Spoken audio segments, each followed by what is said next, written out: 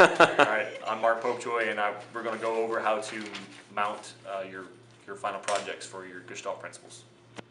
Okay, so after you have your sheet, whether you print it off on photo paper or whatever you want to print it on, one important piece of advice is when you cut on the outside of your edge. So don't cut this way, because if you mess up, you'll slice into your image.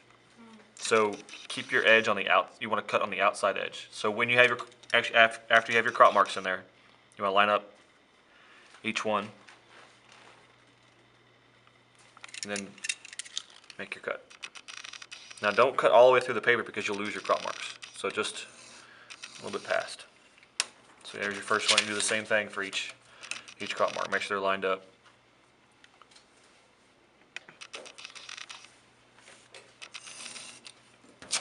Just rotate the paper. That way you still have your crop marks on the page. Because if you cut all the way to the end, they'll be gone.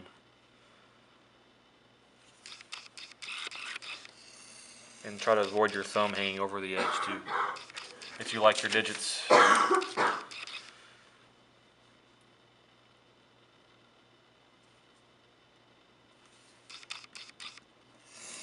And when you're done, you have your image to mount. Again, so our piece is 4x4. So what's our mat board going to be? 8x8. We have a pencil. Pencil of any kind. Melanie? No. No. I'd rather have a pencil. You want to use a pencil on this, not a pen, if you have one. There we go. Thank you. All right. So before we just start slicing this thing up, I want to go ahead and put our measurements on here. So it's going to be an 8-inch square. Is that correct? Yeah. So you take 8 inches from the corner, and all I do is make just a little knot. Barely even see it. Do the same thing this way. Just on the edge so you can see where your cut's going to be. That's a pencil? Or It's a pencil, yeah. Oh, okay. Don't use a pen because you won't be able to see it. Or a Sharpie, it'll be kind of hard to find it. And then, okay, so I have my two edges here. Now I need to go in and down, make the other two ends. So I'm going to measure 8 inches in from this point. Just make a little knot. And then again, line this side up. And you can tell I'm off a little bit up here, but I can make that connection just using the ruler. So that's my spot right there. You guys might want to come in here and just take a look how it's one by one if you want to. I have just like an L here, very small, a knot here, and a knot here.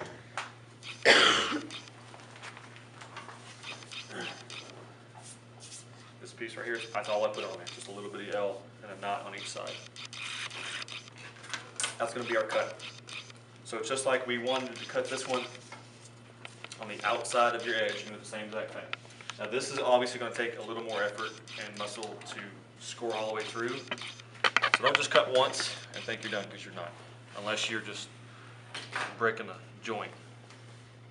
So I'm just going to line up the two knots I made on here. These have a tendency to slide on you, so please make sure your fingers are off the edge of your ruler. I've seen too many bloody thumbs. We had a guy rush to the ER when I was in school here for the final because he used the mat board, the mat cutter, and sliced off half of his thumb. Has any blood shown up on the product? Yes. Yeah. I suggest Band-Aids and patience. Are there points taken off if there's blood Well, on the of course. Was blood part of the project? No. Okay. Design feature. And make sure you have enough pressure on the ruler on the straight edge, because it will move on you if you don't. And I go past my my mark. And again, I do it 2 or 3 times. The more the better. That way you don't have a tough time getting it off. And cut on a cutting board.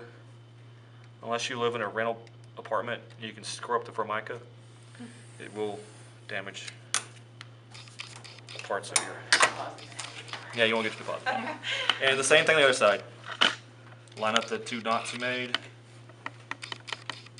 score it 3, 4, 5 times, however many it takes. And again, if you have these already pre-measured, you can cut this whole, if they're all going to be the same size, you can cut them all at the same time. All right. There you go. That easy. And some of those are real jagged. Make sure you use a straight edge, not a pair of scissors. That won't work. Don't just eyeball it. I mean, you might get away with it a couple times, but I'll eventually find out. I'm not going to sit here and measure. Oh, it's only 1 7/8 inches. It's not 2 inches. I'm not going to be that meticulous about it. But if I can tell you just eyeballed it and put it on there, I'm not going to be too happy about it. So, but the same way I made these knots on where the lines are going to be, the same thing on this. So we know it's 4x4. So how much space do we want on each side? 2 inches.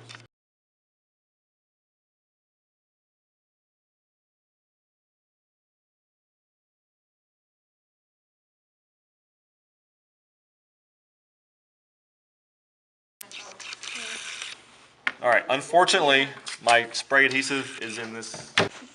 So do not do this. Again, do not do this. Again, do not do this. Do not use Elmer's glue. Do not use a glue stick. You should totally audit me not making this. Do not use glue sticks. Do not use double-sided tape. Don't use Scotch tape. Use spray adhesive. It really is the best way to handle these.